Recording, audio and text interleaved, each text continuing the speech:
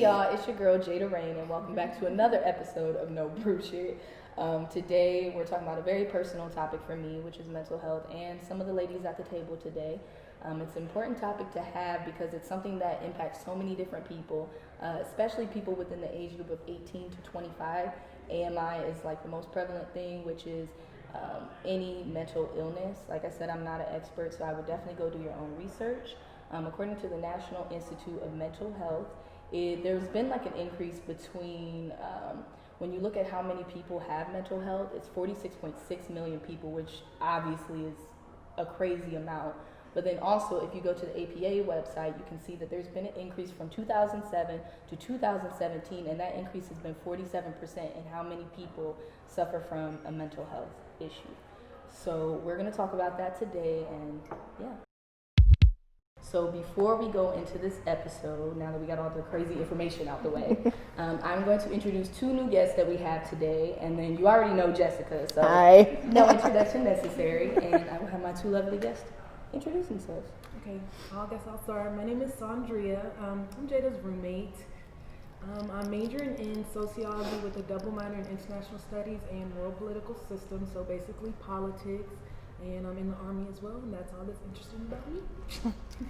So my name is Laysha Hawkins. I am a junior here at Indiana University. My major is African American and African Diaspora Studies, which is like the long form way of saying that I study Black people all around the world who were at Africa at one point and are now kind of scattered.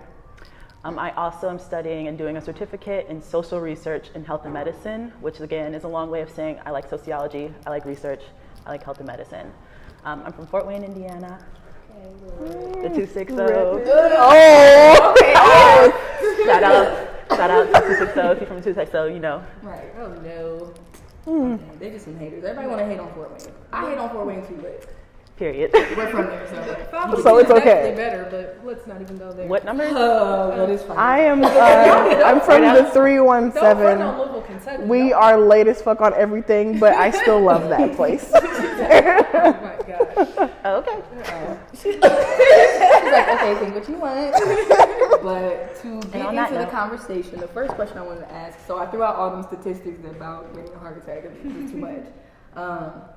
Why do you guys think there is this growing trend? Like, what do you think is contributing to that? Ooh, okay. That's Loaded question. definitely Yeah. a question. I think it's a lot. I think a lot of it has to do with our generation becoming a little bit more acceptable of mental health and mental illness. So more people are being able to step up and say that this is happening with me and this is what's going on with me. And they're noticing more people do that. So people are getting more comfortable to do that, which also comes along with a lot of people self-diagnosing themselves, which I know that's a whole different topic that we can get into. Yeah, I totally agree with that. Like I would definitely want to hone in on the fact that people self-diagnose. Yes. Because there is a mental illness, depression. There is a chronic depression, but I think that because some people want to be, or they consider themselves to be more open-minded in understanding their mental well-being, their mental wellness and mental well-being, they kind of automatically gravitate to that, even though there are many branches of mental illnesses. Yeah.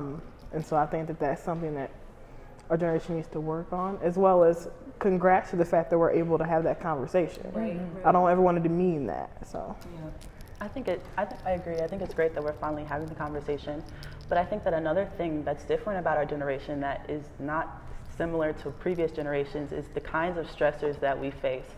For example, just growing up, just going through the school system, there's a whole different set of pressures than there was put on our parents. There's these standardized tests that you have to take all the time. They want you to get an associate degree while you're a high school student. And then on top of that, you have these pressures socially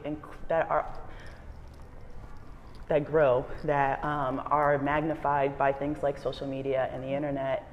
And there's all of these people for you to compare yourself to that wasn't necessarily a factor that previous generations had to deal with. Mm-hmm.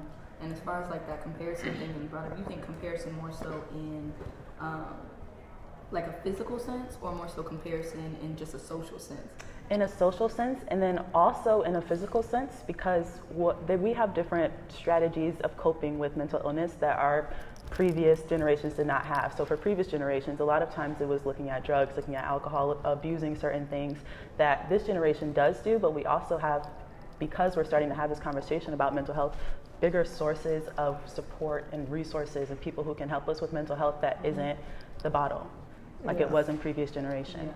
A lot more people are going to therapy now and being more open and talking about it and accepting of it. So I do think we have different avenues than a lot of previous generations had, but the drug thing is still definitely an issue. Still very prevalent. Yeah. I think it's important to, although we do have all these coping methods, and I think that's great, I also feel like, kind of going back to that self-diagnosis thing, I think you're only really going to know what works for you if you are diagnosed, because there's so many, unique factors to different disorders and different illnesses and different things that people can struggle with, and not all are alike.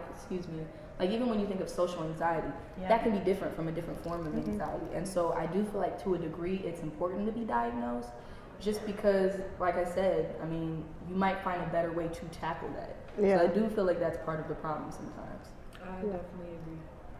So this year was kind of my first year becoming diagnosed with these mental health problems that I'm having. So like there was a whole period of time that I was self-diagnosed, knew that I had these things, could identify the symptoms, this, that, and the other. I could even point at some of the causes, but it wasn't like, there was the label that I was giving myself and not the label that the doctor gave me. So once this year I was finally able to get that diagnosis from a doctor and just have more conversations and more support with licensed professionals. I've been working with them since September, and I'm still not even at the point where I know how to deal with my mental illness. So it's just kind of like, you think that the hardest part about having these mental illnesses is reaching out. And then you think that once you reach out, everything's gonna be solved, every problem in the world is gonna go away. But there was 3-4 months that I was sitting here literally going through all of these changes and transitions just to get right, and I'm still not there. So it's just kind of like, the diagnosis is super duper important, but it's so important that you're diagnosed by someone you're super comfortable with. You need to be with someone who you're open to be honest with. Like, you need to be with someone who you feel you can talk to about everything, whether that be drug use, whether that be problems at home, whether that be financial issues, because the people who are trying to help you can only help you if you let them. Right. So that, I think, is like the hardest part, is the reaching out, getting the diagnosis, and in that diagnosis, there's a whole, like you said, there's a whole different set of problems and processes for you to go through based on your illness and how that's affecting you. That could be extremely different from the next person with the exact same diagnosis. Right. I do kind of want to ask you, because for me, in a personal sense, like you said, I knew that I was struggling with these things that would be considered depression and anxiety, not sure what kind or how severe it is. So that was something that I had to look into with my therapist and possibly being diagnosed. I know for me, I'm afraid. I'm still kind of afraid to be diagnosed, because then it makes it much more real. It's real for me, but it makes it much more real. So I kind of wanted to ask you, I don't know, were you afraid to get diagnosed? Terrified. Even just to call it that in a conversation, like I would call my grandmother and just like say, like, I'm feeling some feelings of depression, and she essentially, and this is another conversation we can have, she essentially was like, well, you're not praying enough.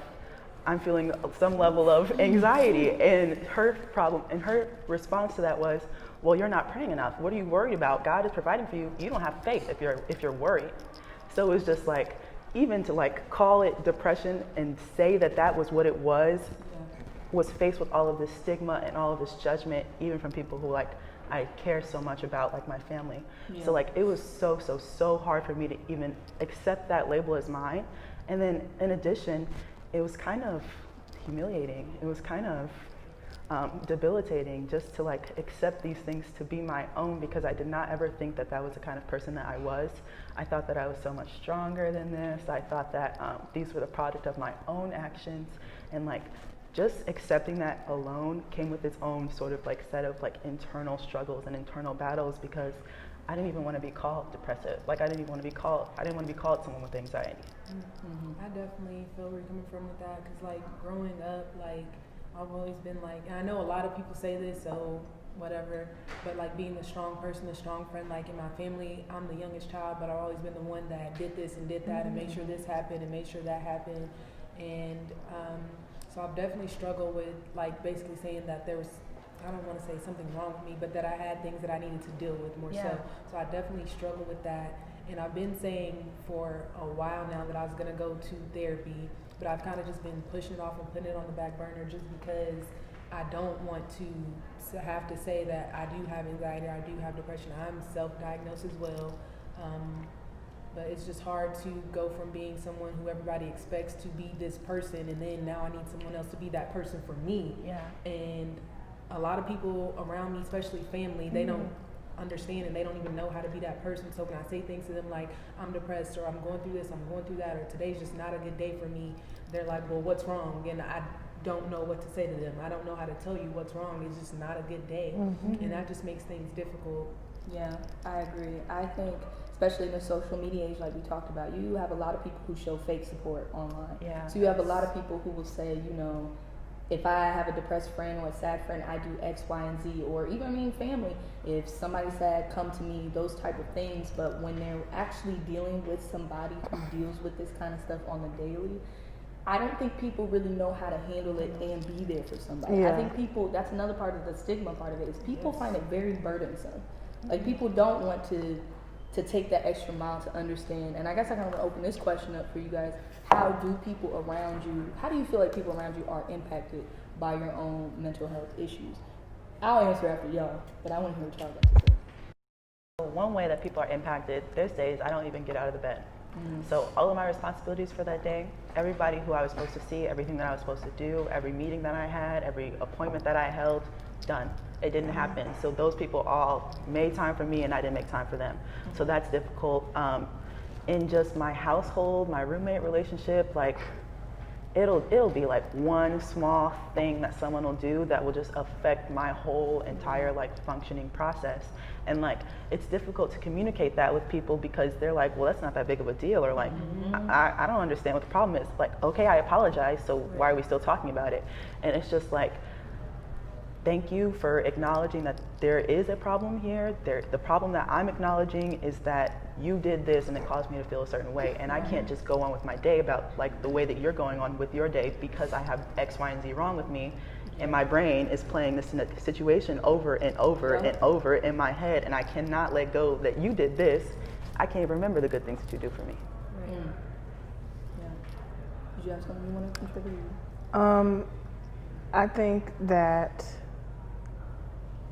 I think that sometimes it's difficult for some people to even allow you to give that explanation. They might just say, well, I don't know what's going on with them. I'm just gonna distance myself or cut myself off from them. And I'm not one that suffers from a mental illness that I know of right now, but I have many friends that possibly do. But I see that in some friendships, when it comes to friendships, I would say, not just not just random people, but in certain friendships, it becomes like a tug and pull. If someone is going through something, then either I might not know exactly how to help them in that situation, but at least I know personally, like I can figure out like how to open up that conversation to allow that person to finally give their explanation of why they might not be able to open up or they might not want to talk about something right now.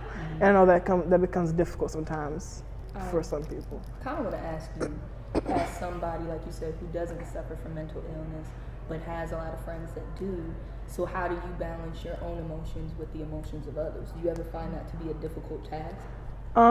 Sometimes, but the only reason why it becomes a difficult struggle is because I don't know exactly how to help that person or help the many people. I mean, during my junior year, the first semester, literally everyone in my life has something going on, and I would be that person, I'd be that outlet to allow people to come and talk to me. The only thing that was really bothersome about it, or bothering me, is the fact that I couldn't help them. And I had to realize, like, it's not my job to help them. It's not my job to find the solution, but the way that I can help them cope with whatever they're going through is to listen. Yeah. If you listen, that can be a whole new outlet for someone. I might not have the resolution or the solution, but I can at least listen to somebody and allow them to get that out. I think that's very important. I feel like a lot of people in friendships and things, like when someone's going through something, they feel like that they have to fix it. Like, I don't need you to fix me. And that's not what I need you here for. You're my friend. I just need you to listen to me and be there when I need you. I know you can't fix it. Yes, I know you can't fix it. I can't fix it. Yeah. It's just something that I have to work through. And I think it's very important being friends with people who deal with mental illnesses that you have to pay attention to triggers. Triggers are definitely very important. Like, I know for me, I withdraw a lot. So like you talk about the missed appointments, things like that. It's definitely something that I've done with. Like I put myself in a little cocoon. I don't talk to anybody. I just kind of withdraw. And Jada, she always pays attention. She's a very different guy. So let me not blow her head up. Right.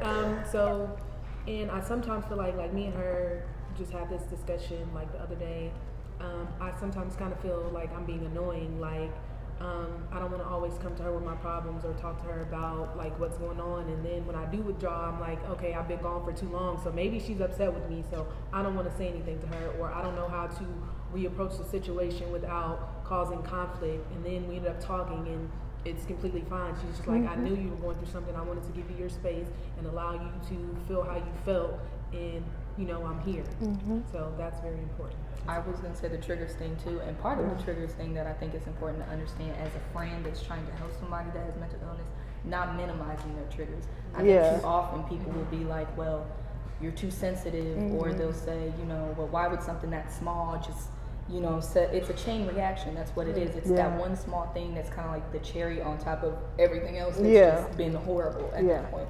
And I think people don't realize, again, if you could choose not to be that way, you would choose that. Everybody would choose that. Yeah, that's not really a choice to be that way, or how your brain thinks. At least I don't feel that way. I ain't no doctor. I ain't no expert. I just going off of how I feel. Chemical imbalance. But my personal imbalance. And I feel like if you're given those emotions, then why should you have to regulate when you're able to use those?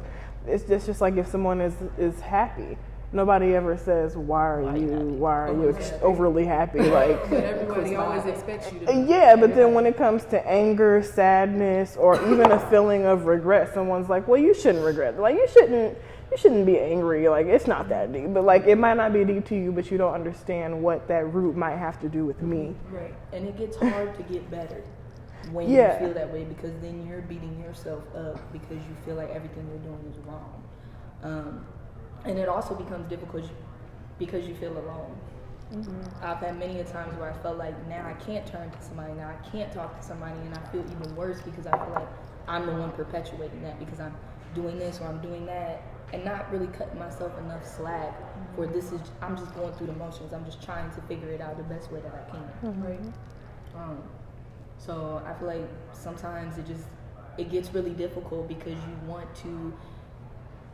you don't want to be that burdensome friend, but at the same time, you don't want to put your own feelings on the back burner. I think that that's what a lot of people with mental illnesses try to do sometimes, is think about everyone else instead of thinking for themselves at times, just because they know that this mental illness might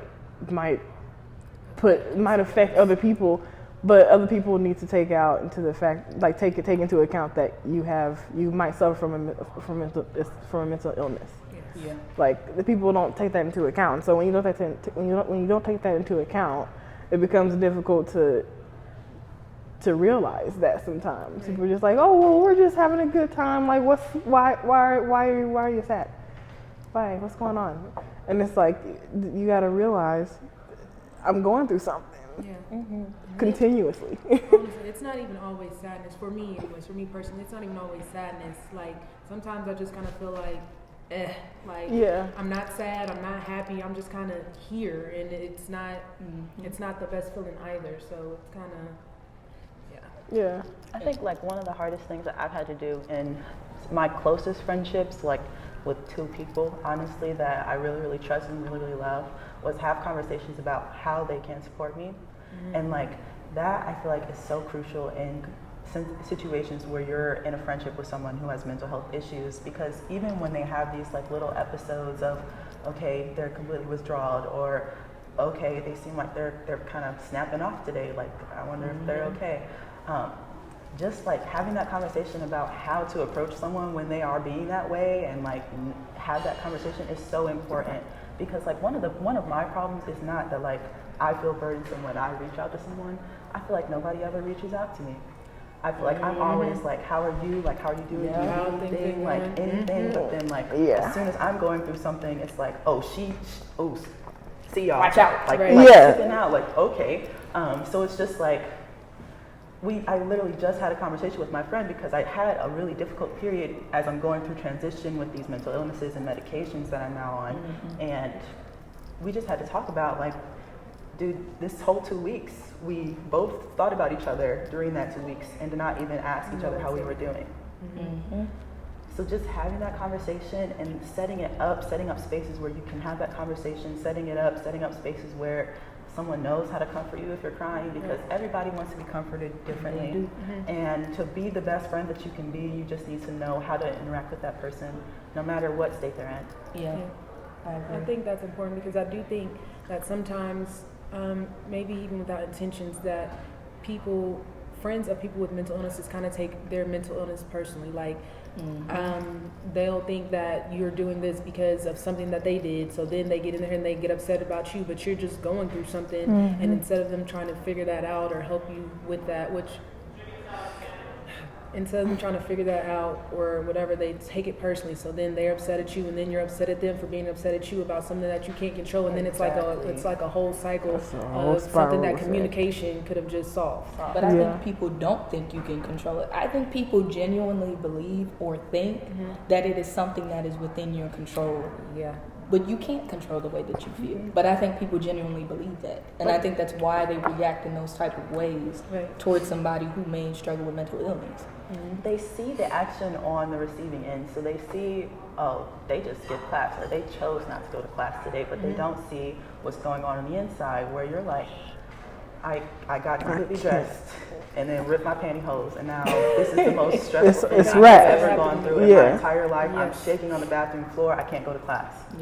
Definitely been. I cried over losing my favorite pen one time. Girl, I almost cried today because I couldn't find my pantyhose. That's how it be. It'd be like the tipping point. It'd be something It's so just small. And then on top of that, you be in the bathroom like shaking, like, am I really crying over pantyhose? Like, and then you be more and then you get angry. Yeah, and about then it that. just makes it worse. So you be mad, like, it's not even that serious. It makes everything worse. And they're like, what happened today? Don't talk to me today. Like, don't want to I talk gotta go about to it. CVS right now. No, it is hard, and I feel like, I don't know, I think there's another part of that conversation that has to be had too, because for me, sometimes I also have to look at personal accountability as well. And it's not saying taking the blame for the way that I feel and the fact that I do struggle with depression and things of that nature, but also being I can't always use that as a crutch. I can't always use that as an excuse either. And sometimes it does become easy to use it as an excuse. And I'm being honest, and I feel like a lot of times if you're somebody who struggles with that, you don't really want to be honest and forthcoming in saying that. I think just being kind of mindful of, that's where, like you said, communication comes in. Even if it's tough, even if it's hard, I at least have to say something to that person to let them know. Now, whether they choose to believe that or not is on them. But at least I did my part of letting them know it don't have nothing to do with you. But I do think personal accountability has to be factored in on the individual who is struggling as well, if that makes sense. Yeah, that I think definitely. that is on both ends. Yeah. But for me, I feel like, so my problem is I don't ever cut myself enough slack. Like, I will cut this person X, Y, and Z. Like, I will give them, all right, it's okay. They're having a bad day, or they just didn't get to it. It's no big deal. But like, once it comes to myself, I'm like, this is the worst thing you've ever done because you missed a deadline, or like, why are you turning that in late? Like, you had all week, and like, I just like put all of that pressure on myself. But like, as far as personal accountability goes, I can't separate myself from my mental illness. So as much as I don't want to use it as a crutch, as much as I don't want to use it as an excuse, it is a really big part of me and a part of the way that I function. And in some situations, it is important for me to express that this is really what's going on, and that's why I'm not being the way that I normally am. Yeah. So like for me, it's hard for me to even say, this is something going on with my mental health. It'll be like, oh, something happened, or I just wasn't feeling it that day. Like I would tell a teacher anything, but this is something going on in my mental health. Which so, like, is okay, because I feel like, not to interrupt you, No, but please it's kind of add a little pushback, which I definitely agree with, because it is hard to separate yourself. And I don't want to give the impression that I'm saying that. Yeah. What I'm more so saying is, in the realistic world, if I'm going through something, I don't say, you know what, this is my mental health acting up. This is why I'm doing X, Y, and Z. I just say something as simple as, I'm not feeling it, or I'm going through something. I think sometimes even a phrase like that, I don't think you always have to give the entire spiel, because some people are not going to understand. Right. So I kind of just be like, you know what? And you can kind of get a sense of who you can be that transparent with, and who you can't. Yeah. who you can. Yeah, you know what I mean? Most definitely. But I definitely see what you're saying. It is hard to separate yourself, and that's why I find myself getting more frustrated and hurting more, because I'm trying to explain it to people who do not get it. And don't want to get it. That's Yeah. another thing. They don't want to try to understand. And Yeah. that's a hard part too, and even like seeking out therapists to talk to. Like, am I really going to tell you all these things going on with me? Can you really understand me? So it's just like, I agree, and don't. I'm for the cameras. Like, I am not at all saying that that's what she was saying, but in case it was interpreted that way, we're all on the same page. But like, yeah, it's just like, you can't separate it from yourself, and like, especially trying to explain it, it's difficult to explain. It's difficult on the receiving end to understand a lot of times, especially if you're just one professor out of my whole list of professors and all the people who I interact with in one day. So like, yeah, you kind of have to feel it out, and that's even more difficult when you have mental health issues, is feeling out, because sometimes your brain convolutes things. Yeah.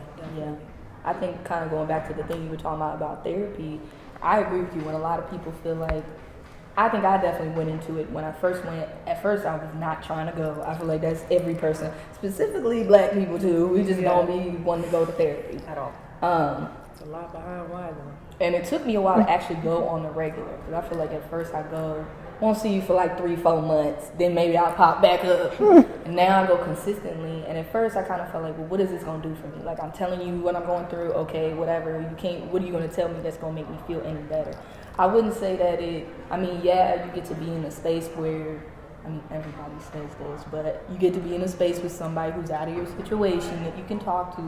But I think like, what I appreciate about what I found in therapy is they're not solutions, but they're ways for me. I'm trying to think how I want to explain it. It's ways for me to work with how I am, if that makes sense. How to work with my thought process instead of trying to fight against it constantly. Find ways to like maneuver through life with it.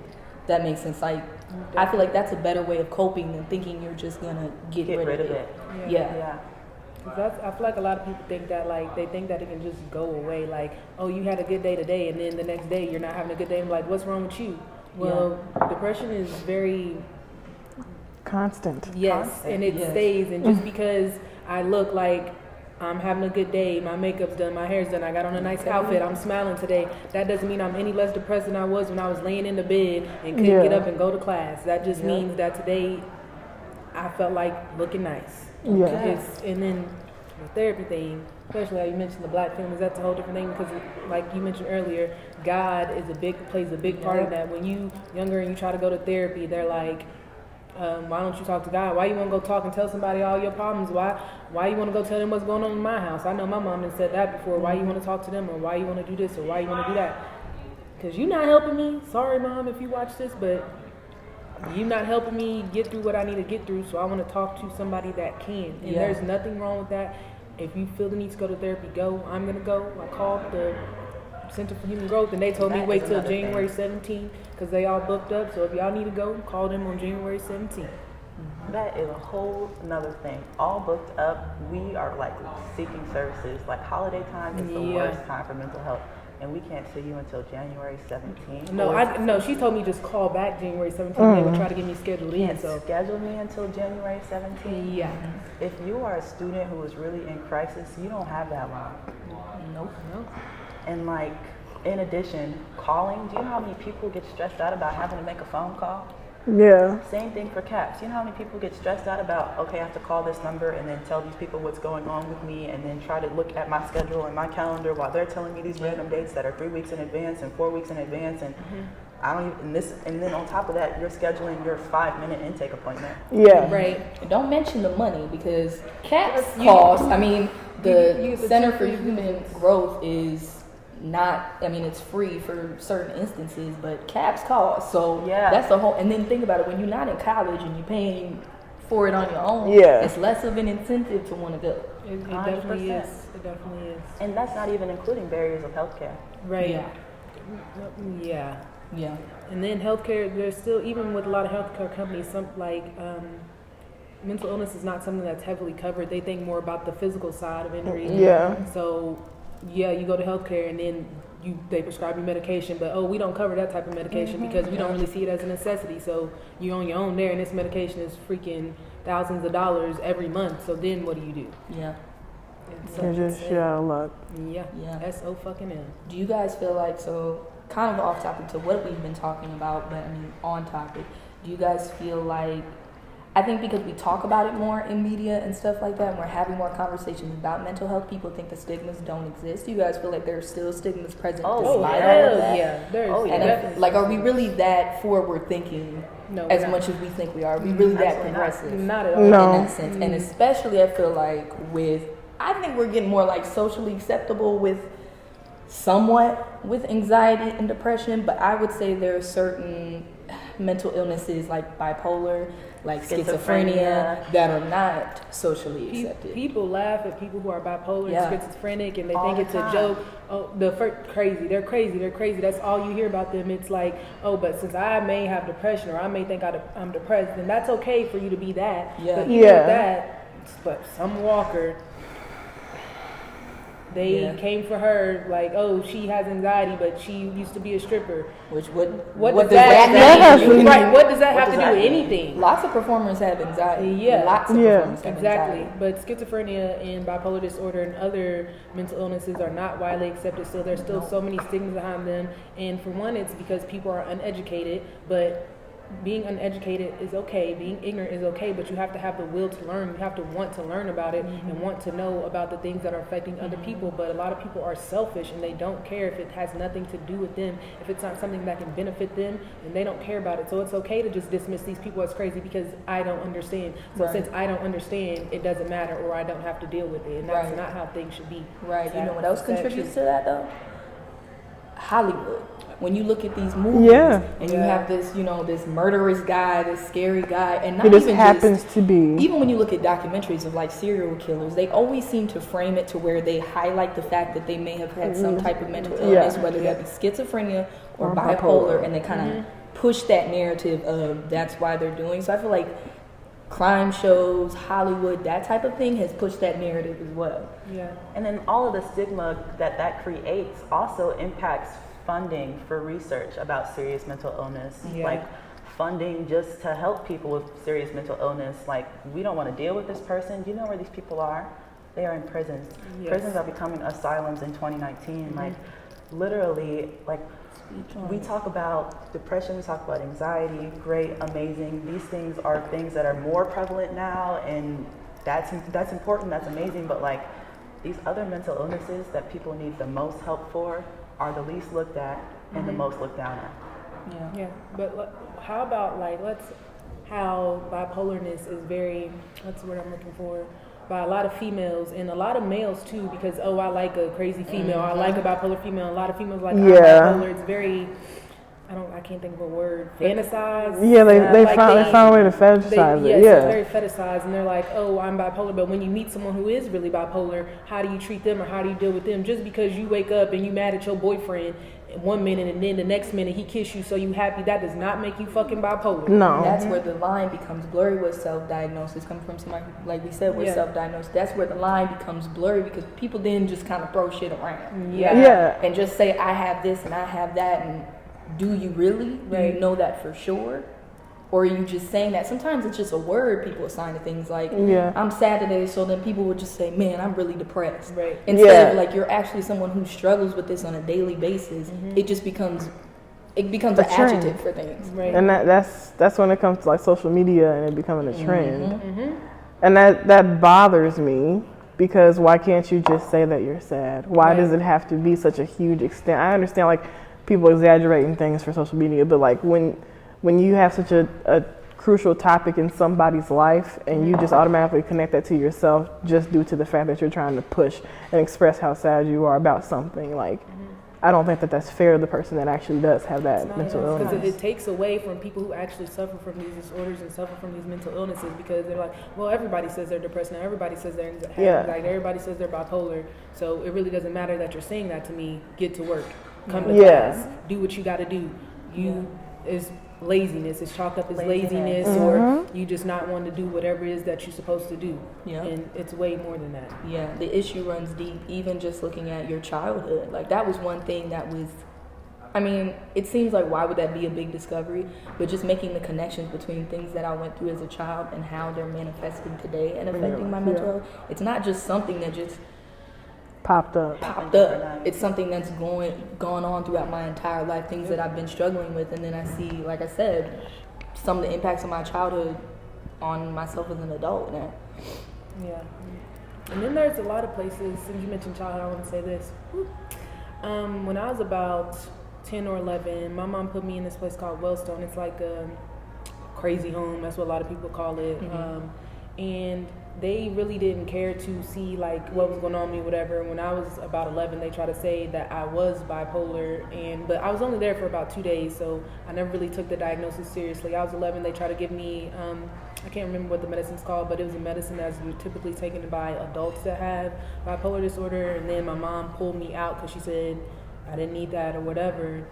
And so it's a lot of places are out to just get money from people, or just, I don't even know how to put it in words, but they weren't really trying to help me figure out what was going on with me or what I was suffering from. They just wanted to do what they could Push your product. Yes, to get push you your out. product and get me out of there. So, and that happened while you were so young, and it's still affecting you even today. Yep. And I want to say, like, sometimes it feels like the solution would be that parents have to be more attentive to their child's mental health, but I feel like I look at like stuff with my own parents and I look at things with their own mental health, and I feel like it becomes hard to say that, because it's like, how can you help me if you need help? You haven't even dealt with the things that happened in your childhood or been happening thus far, so how do you help your child get through what they need to get through, and you haven't even worked through what you need to work through? Because even my mom told me, like, she had said sometimes she feels guilty or she feels bad because she feels like the things that she struggled with definitely just she feels like I kind of just transferred it on to you. And then another problem with that is, for my personal situation, is my parents' coping mechanisms that have a hard effect on me. And then, like, I see the way that you are with this, I don't want to claim that as mine. I don't want to claim that as mine at all. And then seeing some of the behaviors that I'm repeating that they did. Oh my gosh. Yes. The things you said you would never do. Never. And then you find yourself doing them, and then you're like, what am I doing? Why am I doing this? I saw my mom or whoever suffer through the same thing and do the same thing, and it didn't work for them, so why am I allowing myself to do this? And the most important thing that I did once I noticed that I was following these patterns was go directly to my parents and say, this is the behaviors that I'm doing now as a product of this. I don't want to be like this. I don't want to be like this. That can be very difficult. Now it's extremely difficult, but it's like we finally at a level where we can be open about these things, and like that's the most important thing in all relationships, I think, across the board in mental health, is just openness. It's just feeling that you can just communicate openly without stepping on nobody's toes, hurting nobody's feelings. Like, I was able to go to my mom and say, I'm doing this that you did when you were like this. I don't want to do this anymore. Can you help me get out of this? And she responded to that well. That's a whole nother story, but she responded to that well, and because she noticed that I really was resistant to being that way, and she's even resistant to being that way, she's been supportive of me.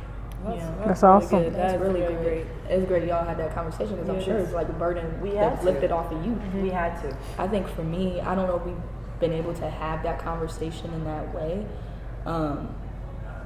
Yeah, I don't think we've ever been able to have a conversation that way, but it has taught me one thing. Like, I think I put, you know, we talk about like friends and just letting that be, but I think sometimes we put our parents on somewhat of a pedestal, despite what kind of relationship you may have with them. I think with my mom, I used to be upset about certain things that transpired in my childhood, and I'm not saying that they were right or wrong, or that's a whole nother thing. But I feel like for me, I had to learn to love her where she was at, and kind of understand that there were things going on up here and things that were going on with her that I just didn't understand. The older that I get and start to understand my own mental process, then I'm like, I look at it different. I look at it a lot different than I think I did when I didn't have that understanding, if that makes sense. Yeah, I definitely agree. It's definitely hard to have those conversations with my mom still. We've slowly gotten better over time, but she still struggles about talking about the things that she goes through mentally and the things that have affected her in her childhood and growing up and the decisions that she's made in life. So it's kind of hard to talk to her about it when she's not open about it herself. But it's getting better. I won't say that. It's definitely a lot better. Yeah, it's just, all of it is really just a process. All of it is. It's all a process. And like for me, I think the point that I was able to come to my mom with that was when my mom actually just was open and just admitted, like, there's parts of myself right now that I'm not happy with, and there's parts of myself that I'm working on, there's parts of myself that I want to be better about, there's parts of myself that are broken, that are damaged, that are affecting you. First off, it was so important to me for her to acknowledge that stuff that's going on with her affects me. Yes. But she was just open, and like her being open about not being all the way right or not being all the way where she wants to be was enough for me to be like, okay, Mom, I'm also not where I want to be. Like I have this image when I'm home. I present this face. Like I'm a Kim do the K. same thing. The Kim K. Kim K. Period. Yeah. Period. But like, yeah, I'm the Kim K of the family. It is what it is. But like, Kim K going through some stuff. So it's just like, it was so helpful to me for my mom to acknowledge that there's faults within herself, and it just made everything else, like all the conversations that followed after that, were a lot more natural. Yeah. I think kind of just to wrap it up, I know we keep talking about the process and things of that, but allowing people that are in that space of mental health, allowing them to be a work in progress, allowing all people to be a work in progress, because I think although we all say this nobody's perfect mantra, I think we expect perfection out of people way too much. So I think that's just something important to note, with situations like these. And I think pretty much we covered a lot of things. I'm actually surprised that nobody cried, because I felt my little eyes getting a little watery, but I said... I did too, a different point, but I'm glad I didn't cry. My makeup looked too good. I said, whoop. I don't know if you guys have anything else to add, any last minute things you guys want to say. I just wanted to say, the importance of, especially being a first generation college student, that's even more pressure, and you kind of touched on it a little bit, that's just even more pressure. So regardless of whether you're a first generation college student, whoever you are, whatever you're going through, don't be afraid to reach out to someone. Just at least have, if you only have one person in your corner to talk to, just make sure you have at least that one person. That's very important. That's very important. I want to say one last thing about that too. Everybody is not going to be able to have that conversation with you. Everybody is not. Only rely on the people that you know can actually be there, have those conversations, and be there in the way that you need them to be. Don't expect everybody to be that person for you. Because everybody can't. Because that's a way of protecting your mental health too, is not allowing everybody in that vulnerable space. Yeah. And I would say, as someone that is a friend of individuals who do have these different mental I can't talk today. Mental illnesses. Be genuine in the way that you are concerned about someone's mental illness. Don't be surface, because it is easy to see that. Be genuine. If you can't be genuine, then don't put yourself in that situation.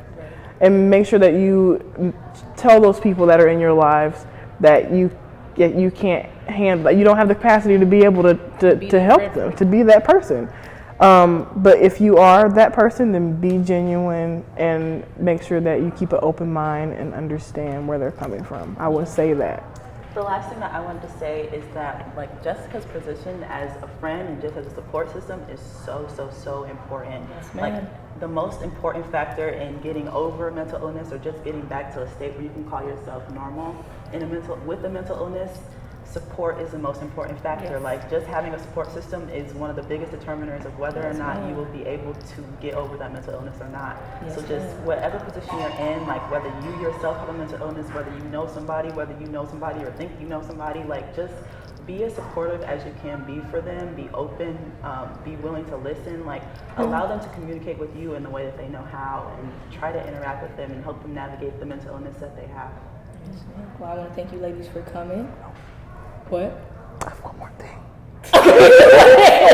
You slide it in there real quick. As we talked about earlier, we have a plethora of resources. So if you're that person that is someone's support system, be that person to encourage. Don't just slide it in there and say something every once in a while, but encourage them to take that first step because they can't do it alone. Some people can't do it alone.